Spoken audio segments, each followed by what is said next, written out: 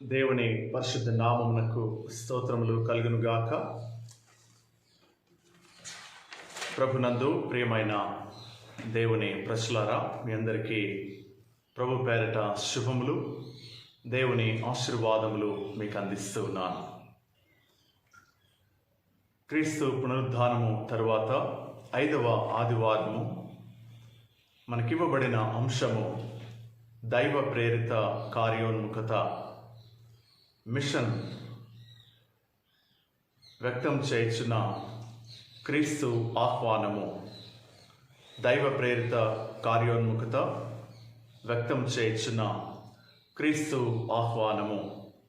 ఈ అంశమును ధ్యానం చేయటకు గాను ఏర్పాటు చేయబడిన సువార్తల పాఠము పరిశుద్ధుడైన యోహాను రాసిన సువార్త 20వ అధ్యాయము 19వ వచనం నుండి 23వ వచనం వరకు రాయబడిన దేవుని వాక్యమును చదువుగా విందాము. యోహాను సువార్త 20వ అధ్యాయము 19వ వచనం ప్రారంభము.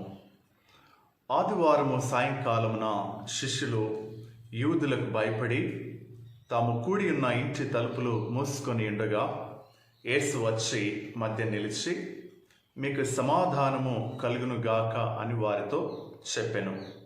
ఆయన అలాగు చెప్పి వారికి తన చేతులను ప్రక్కన చూపగా శిష్యులు ప్రభువును చూచి సంతోషించిరి. అప్పుడు యేసు మరలా, మీకు సమాధానము కలుగునుగాక. తండ్రి నన్ను పంపిన ప్రకారము నేనును మిమ్మల్ని పంపుచున్నానని వారితో చెప్పెను. ఆయన ఈ మాట చెప్పి వారి మీద ఊది, పరిశుద్ధాత్మను పొందుడి. మీరు ఎవరి పాపములు క్షమింతురో అవి వారికి క్షమింపబడును. ఎవరి పాపములు మీరు నిలిచి ఉండనిత్తురో అవి నిలిచి ఉండునని వారితో చెప్పెను. ప్రార్థించుదాము. పరిశుద్ధుడైన ప్రభువా, దైవ ప్రేరిత కార్యోన్ముఖత వ్యక్తం చేయుచున్న క్రీస్తు ఆహ్వానము, ఈ అంశమును ధ్యానం చేయటకు గాను ఏర్పాటు చేయబడిన సువార్తల పాఠం నుండి నీవు మాకిచ్చిన పనిని ధ్యానం చేయుచుండగా నీ కృప మాకు దయచేయము. పరిశుద్ధుడైన ప్రభువా, ఈ సత్య సువార్తను ధ్యానం చేస్తుండగా పరిశుద్ధాత్మ దేవ నీ సహాయం మాకు దయచేయమని యేసు నామమున అడిగి వేడుకొనుచున్నాము తండ్రి, ఆమెన్. ప్రభునందు ప్రియమైన దేవుని ప్రజలారా, పునరుద్ధానము తరువాత 5వ ఆదివారము దేవుని సంఘముగా దేవుని ఆరాధించే ఈ సమయంలో ఏర్పాటు చేయబడిన సువార్తల పాఠము యోహాను సువార్త 20వ అధ్యాయము 19వ వచనం నుండి 23 వరకు రాయబడిన దేవుని వాక్యమును చదువుగా విని ఉన్నాం. ఈ అంశమును ధ్యానం చేయటం ద్వారా దైవ ప్రేరిత పనిలో అనగా కార్యోన్ముఖతలో వ్యక్తిగా, కుటుంబముగా, సంఘముగా దేవుడు మనకు అప్పగించిన పనిని చేయుటకు క్రీస్తు మనలను ఆహ్వానిస్తూ ఉన్నాడు. దైవ ప్రేరిత పనిలో మనమందరము కూడా దేవుని పనిలో పాలుభాగస్తులుగా ఉండుటకు ప్రభు మనలని ఆహ్వానిస్తూ ఉన్నాడు. ఎందుకంటే యోహాను సువార్త 17వ అధ్యాయము 4వ వచనంలో యేసుక్రీస్తు ప్రభువు గెత్సెమనే తోటలో ప్రార్థన చేయొచ్చు ఆయన ఒక మాటని వాడుతున్నాడు. తండ్రి అప్పగించిన పనిని ఆయన సంపూర్ణంగా చేసి ముగించుట మనము చూడగలము. యోహాను సువార్త 17వ అధ్యాయము 4వ వచనము. చేయుటకు నీవు నాకిచ్చిన పని నేను సంపూర్ణంగా నెరవేర్చి భూమి మీద నిన్ను మహిమపరచితిని. ప్రియమైన దేవుని ప్రజలారా, యేసుక్రీస్తు ప్రభు చేసినటువంటి ప్రార్థనను మనం గమనిస్తున్నాం. తండ్రి తనకు అప్పగించిన పనిని సంపూర్ణంగా నెరవేర్చి ముగించినటువంటి ప్రభువు ఆ పనిని కొనసాగించటకు గాను దైవ ప్రేరిత కార్యోన్ముఖతలో మనము పాలుభాగస్తులుగా ఉండడానికి ప్రభు మనల్ని ఆహ్వానిస్తూ ఉన్నాడు. యేసు ప్రభు ఆయన శిలువ మరణము పొంది సమాధి చేయబడి ఆయన పునరుద్ధానుడైన సమయంలో మేడగదిలో యూదులకు భయపడి శిష్యులు మేడగదిలో దాగి ఉన్నప్పుడు వారి మధ్యకు వచ్చి వారిని బలపరిచినటువంటి ఈ సందర్భాన్ని మనం గమనిస్తూ ఉన్నాం. భయముతో, ఆందోళనతో, ఒక విధమైన సందిగ్ధావస్థలో ఉన్నటువంటి శిష్యులను ఆయన బలపరుస్తూ తాను ప్రారంభించిన పనిని కొనసాగించుటకు వారిని కార్యోన్ముఖులను చేయించున్నాడు. తన పనిని కొనసాగించే బాధ్యతను వారికి అప్పగిస్తున్నాడు. తన యొక్క పనిని బూదిగంతముల వరకు తీసుకుని వెళ్ళడానికి తన శిష్యులను ప్రభు బలపరుస్తున్నటువంటి సందర్భాన్ని మేడగదిలో గమనిస్తూ ఉన్నాం. క్రీస్తు యొక్క ఆహ్వానములో దాగి ఉన్నటువంటి ఆధ్యాత్మిక సత్యములు ఆలోచన చేసినప్పుడు క్రీస్తు యొక్క ఆహ్వానములో పిలుపు ఉన్నది. ఆయన మనలను ఆహ్వానిస్తూ ఉన్నాడు అంటే ఆయన మనల్ని పిలుస్తూ ఉన్నాడు. ఈ పిలుపులో పంపబడుట అనే అర్థం ఉన్నది. ప్రభు మనలను పిలిచింది, ప్రభు తన శిష్యులను పిలుస్తున్నది ఎందుకంటే పంపించబడడానికి, దేవుని యొక్క పనిని కొనసాగించడానికి, దేవుని పనిలో పాలుభాగస్తులుగా ఉండడానికి ఆయన పిలుస్తున్నాడు. రెండవది, ఈ పిలుపులో పరిశుద్ధాత్మ నింపుదల ఉన్నది. మూడవది, ఈ పిలుపులో పాప క్షమాపణ అధికారము ఉన్నది. నాలుగవది, ఈ పిలుపులో దేవుని పనిలో పాలుభాగస్తులుగా ఉండడానికి ప్రభు ఆయన ఆహ్వానిస్తూ ఉన్నాడు. మరియు ఈ పిలుపులో పాపములో ఉన్న ప్రజలకి పాప క్షమాపణ సువార్తను, దేవుని ప్రేమ క్షమాపణను అందించడానికి, ప్రభు ఇచ్చిన సమాధానమును సకల ప్రజలకు అందించడానికి ఆయన ఆహ్వానిస్తూ ఉన్నాడు. ఈ పిలుపు యొక్క ఉద్దేశం ఏంటంటే ప్రజలు రక్షించబడడానికి, పాపముతో ఉన్నటువంటి ప్రజలకు రక్షణను ఇవ్వడము ఈ పిలుపు యొక్క ఉద్దేశం అయి ఉన్నది. మనకివ్వబడినటువంటి వాక్య భాగము యోహాను సువార్త 20వ అధ్యాయము 19వ వచనం నుండి 23 వరకు మనం చదువుకున్నాం. ఈ వాక్య భాగం 19వ వచనాన్ని గమనిస్తున్నప్పుడు, ఆదివారము సాయంకాలమున శిష్యులు యూదులకు భయపడి భయముతో, ఆందోళనతో, ఆదరణ లేక ఏమి చేయాలో తెలియని పరిస్థితిలో, భవిష్యత్తు ఏమిటో తెలియని ఒక విధమైన సందిగ్ధావస్థలో ఉన్నటువంటి తన శిష్యులకు ప్రభువు ప్రత్యక్షమవటము వారికి ధైర్యమును, నిరీక్షణను, ఆదరణను, సమాధానమును, వారి గమ్యమును, వారి భవిష్యత్తు ఏమిటో అక్కడ బోధించబడుతుంది. వారికి ధైర్యాన్ని ఇచ్చింది. నిరీక్షణతో కూడిన అభయమును అక్కడ ఇవ్వబడుతుంది. అది మాత్రమే కాదు కానీ 20వ వచనంలో రాయబడినట్టుగా ఆయన తన గాయములను, తన చేతులను చూపుట ద్వారా వారి విశ్వాసమును, వారి భయమును, వారి ఆందోళనను ఆయన పారదోలి వారి యొక్క విశ్వాసమును బలపరచి దృఢపరుస్తున్నాడు. వారు ఎందుకు భయపడ్డారో, వారి భయం ఏమిటో, ఆ భయం అంతటినీ కూడా ఆయన పారదోలి వారిని స్థిరపరుస్తున్నాడు. వారిని దృఢపరుస్తున్నటువంటి సంఘటన మేడగదిలో మనం చూస్తున్నాం. 19-20 వచనాలలో మేడగదిలో భయముతో నిండి ఉన్న శిష్యులను బలపరిచి వారికి సమాధానముని ఇచ్చిన ప్రభువు 21వ వచనంలో వారికి ఒక పని అప్పగిస్తూ ఉన్నాడు.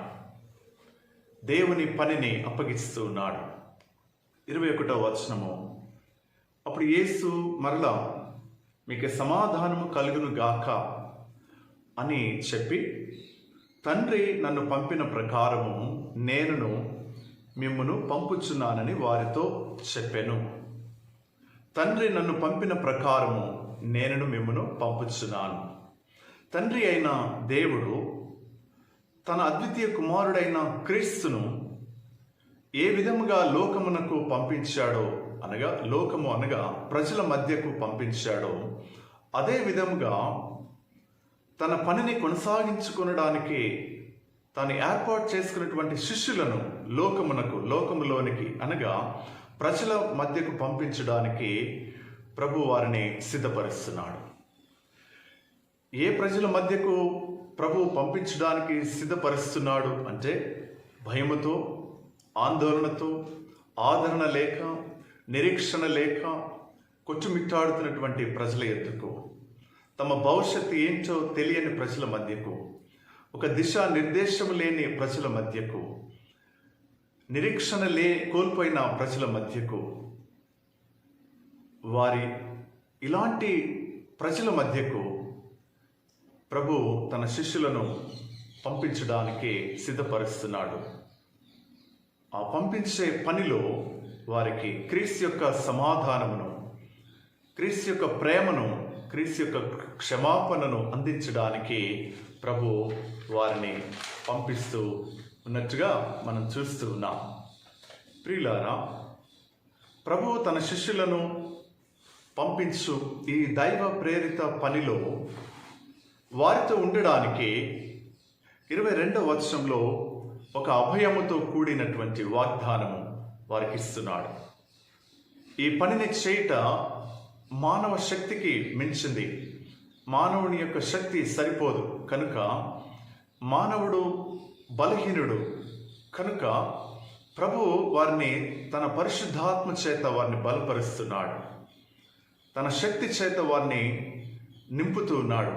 ఆ శక్తితో వారి లోకములోనికి వెళ్ళడానికి, తను అప్పగించిన పనిని వారు కొనసాగించడానికి, దాన్ని ముగించడానికి వారిని బలపరుస్తున్నటువంటి విధానం చాలా గొప్పది.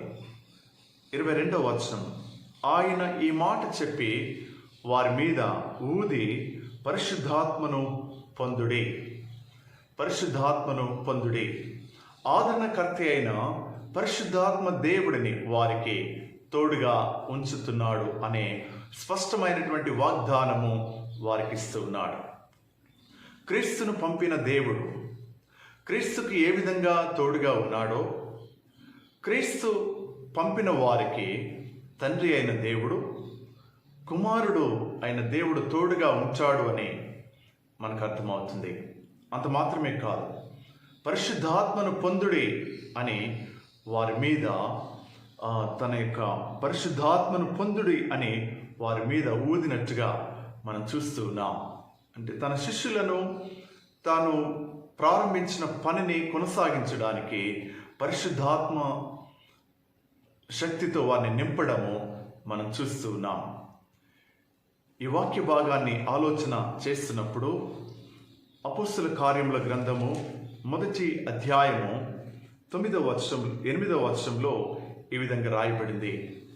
అయినను పరిశుద్ధాత్మ మీ మీదికి వచ్చినప్పుడు మీరు శక్తి నొందెదరు గనుక మీరు యెరూషలేములోను యూదయ సమరయ దేశములందంతటను భూదిగంతముల వరకు నాకు సాక్షులై ఉందిరని వారితో చెప్పెను.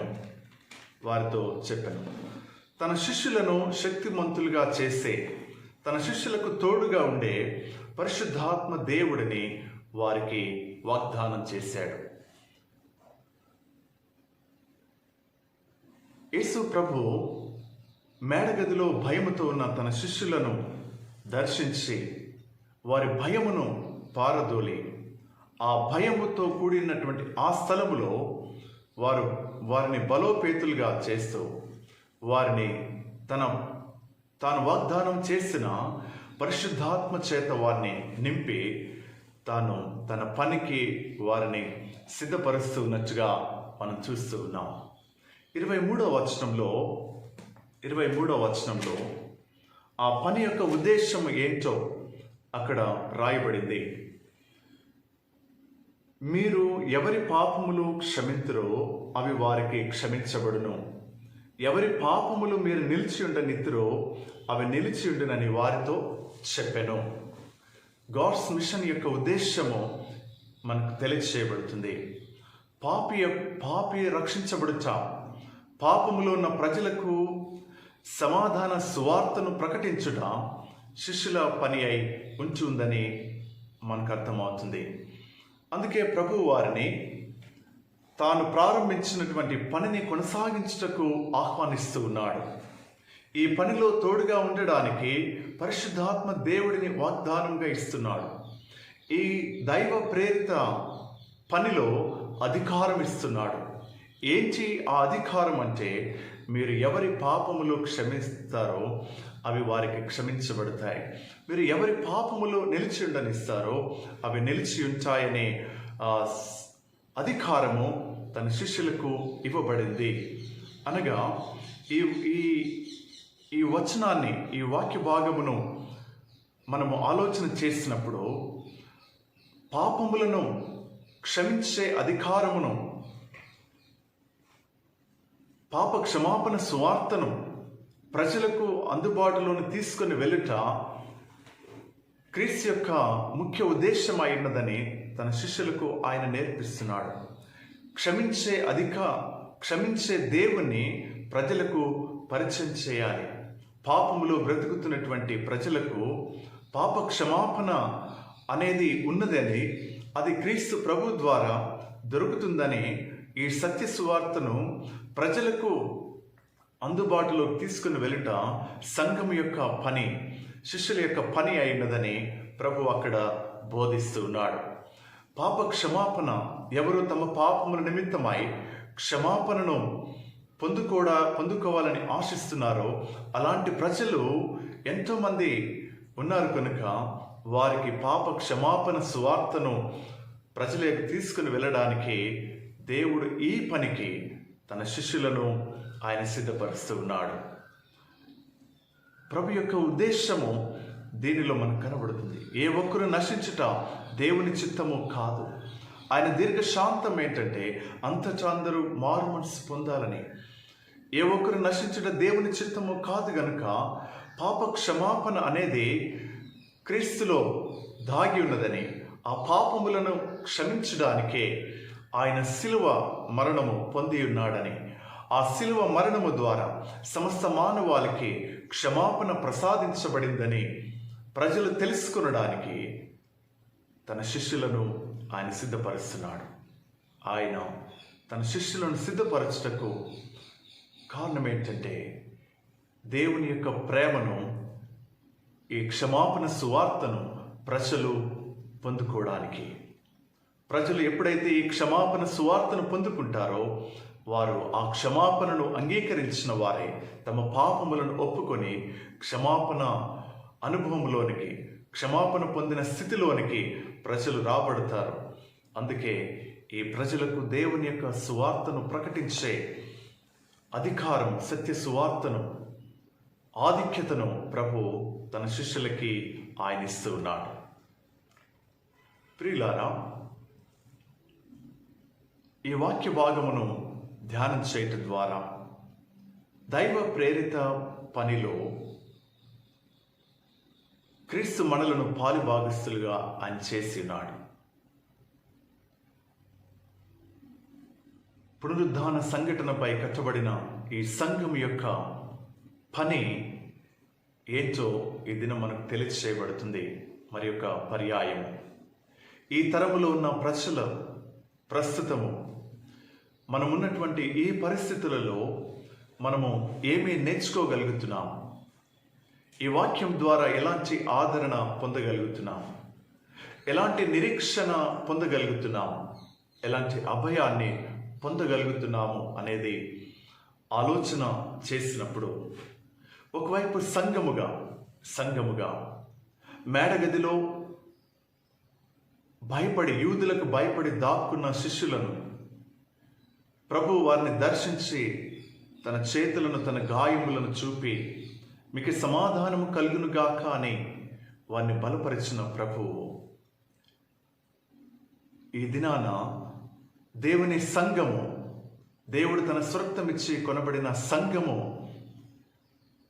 భయపడుతున్నటువంటి ఈ పరిస్థితులలో ఒకవైపు ఎంతోమంది ప్రస్తుతం ఉన్నటువంటి ఈ కోవిడ్-19 సెకండ్ వేవ్ ఈ యొక్క తీవ్రతను బట్టి అనేక మంది సంఘము సేవకులు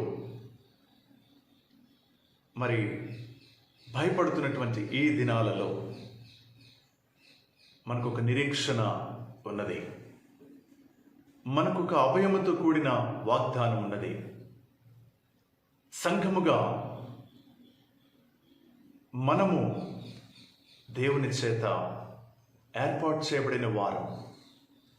మేడగదిలో భయముతో నిండినటువంటి తన శిష్యులను బలపరిచిన దేవుడు ఈరోజు నిన్ను నన్ను బలపరుస్తున్నాడు.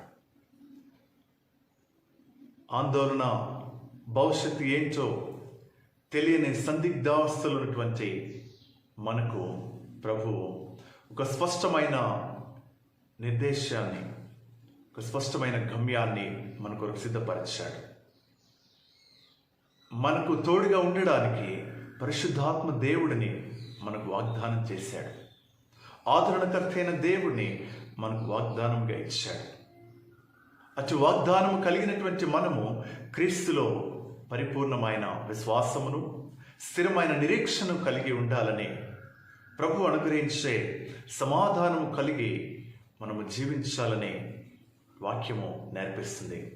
రెండవది, ఈ వాక్య భాగాన్ని ఆలోచన చేస్తున్నప్పుడు సమాజంలో ఇప్పుడున్నటువంటి పరిస్థితులలో ఎక్కడ చూసినా భయము, ఆందోళన, వేదనలు, మరణపు వాసన వినబడుతుంది. ఎంతోమంది ప్రజలు ఈ లోకాన్ని విడిచి వెళ్తున్నారు. ఎన్నో కుటుంబాలు ఆదరణ లేని స్థితిలో, నెమ్మది లేని స్థితిలో, భయకంపితమైనటువంటి జీవితాన్ని అనుభవిస్తున్నటువంటి ఈ పరిస్థితులలో అలనాడు మేడగదిలో శిష్యులు భయపడుతున్నప్పుడు వారిని బలపరిచి వారికి తోడుగా ఉంచని వాగ్దానం చేయబడిన పరిశుద్ధాత్మ చేత, పరిశుద్ధాత్మ దేవుని వారికి వాగ్దానంగా ఇచ్చిన ఆ ప్రభువు, ఆత్మ కలిగినటువంటి సంఘముగా మనము మన చుట్టూ ఉన్న సమాజానికి ధైర్యమును, నిరీక్షణను, ఆదరణను కలిగించే సంఘముగా ఉండడానికి ప్రభు మనల్ని ఎన్నుకున్నాడు. సంఘము అలనాడు మేడగదిలో శిష్యులు ఆదరించబడ్డారు. వారు నిరీక్షణలో స్థిరపరచబడ్డారు. పరిశుద్ధాత్మను పొందుకున్నారు. ఆ అనుభవంతో లోకంలోనికి వెళ్ళి దేవుని ప్రేమను, క్రీస్తు సువార్తను, క్షమాపణ శుభవార్తను ఆనాటి సమాజానికి వారు అందించి ప్రజలను ధైర్యపరిచారు, క్రీస్తులో స్థిరపరిచారు. వారిని ప్రభు కొరకు సంపాదించారు. మరి ఈనాటి పరిస్థితులలో దేవుడు తన స్వరక్తమిచ్చి కొనబడిన సంఘముగా మనము, సేవకులుగా, సంఘముగా మనమందరము కూడా మన చుట్టూ ఉన్నటువంటి సమాజానికి ధైర్యమును, నిరీక్షణను, ఆదరణను కలిగించే వారముగా ఉండడానికి ప్రభు మనల్ని పిలుస్తున్నాడు. దేవుని ప్రేమ మిమ్మల్ని ఆదరిస్తుందని, దేవుని యొక్క ప్రేమ ప్రజలను బలపరిచేదని, ప్రభు యొక్క శిలువ మరణము ప్రజలకు ఒక స్పష్టమైన జీవితాన్ని ప్రసాదించేదని, నిరీక్షణతో కూడిన భవిష్యత్తునిచ్చేదని, నిరీక్షణతో కూడిన అభయమునిచ్చేదని మనము మన చుట్టూ ఉన్న సమాజానికి క్రీస్తు ప్రేమను పరిచయం చేయాల్సినటువంటి సమయం, సందర్భము. ప్రియులారా, ఈ దినమున నిన్ను విడువను, ఎడబాయను, ఇదిగో యుగ సమాప్తి వరకు మీతో కూడా సదాకాలం ఉంటానని వాగ్దానం చేసినటువంటి ప్రభు యొక్క శుభవార్తను మన చుట్టూ ఉన్న సమాజానికి అందించుటకే దేవుడు మనల్ని పిలిచి ఉన్నాడు. ఆయన యొక్క ఆహ్వానము ఈ పనిలో ఏంటంటే, మనము పొందిన ఆదరణ, మనము పొందిన నిరీక్షణ, మనము పొందిన దేవుని ప్రేమ, మనము పొందిన దేవుని క్షమాపణ, ఈ అనుభవమును మన చుట్టూ ఉన్న ప్రజలకు అందించడానికి ప్రభు మనల్ని ఆహ్వానిస్తున్నాడు. ఈ పనిలో మనల్ని పాలు భాగస్తులుగా చేస్తున్నాడు. ఈ పనిని కొనసాగించడానికి ప్రభు తను వాగ్దానం చేసినట్టుగా పరిశుద్ధాత్మ దేవుడిని మనకు తోడుగా ఉంచాడు.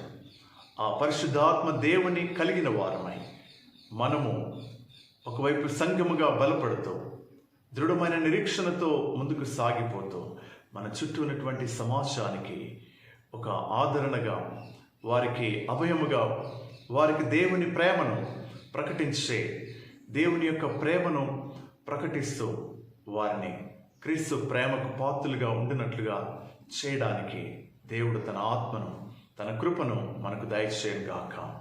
ఆమేన్. ప్రార్థించుదాము. పరిశుద్ధుడైన మా తండ్రి, ప్రేమ కలిగిన ప్రభువా, అలనాడు మేడగదిలో భయముతో ఉన్నటువంటి నీ శిష్యులను దర్శించి వారిని బలపరిచావు. ప్రస్తుతము మేమున్నటువంటి పరిస్థితి కూడా అలాంటి స్థితిలోనికి మా ప్రభువా మేమున్నప్పుడు నీ మమ్మల్ని అనుదినము నీ ఆత్మ చేత బలపరుస్తూ నీ పని కొరకు సిద్ధపరుస్తున్నందుకు వందనాలు. నీ ఆత్మను కలిగిన వారమై ప్రభువా, మరి నీ సేవకులుగా, నీ సంఘముగా మా చుట్టూ ఉన్నటువంటి సమాజానికి నీ ప్రేమను, నీవు అనుగ్రహించే పరిపూర్ణమైన ఆదరణను, నెమ్మదిని, సమాధానమును, నీ ప్రేమను, పాప క్షమాపణ సువార్తను ప్రకటించే పనిలో మమ్మల్ని పాలు భాగస్తులుగా చేసినందుకు నీ కృతజ్ఞతలు చెల్లిస్తూ, ఈ పనిలో ముందుకు సాగిపోవడానికి పరిశుద్ధాత్మ దేవ నీ కృప, మా ప్రభువా, నీ యొక్క సన్నిధి మాకు తోడుగా ఉంచి నడిపించమని యేసు నామమున అడిగి వేడుకొచ్చున్నాం తండ్రి. ఆమెన్. ఆమెన్.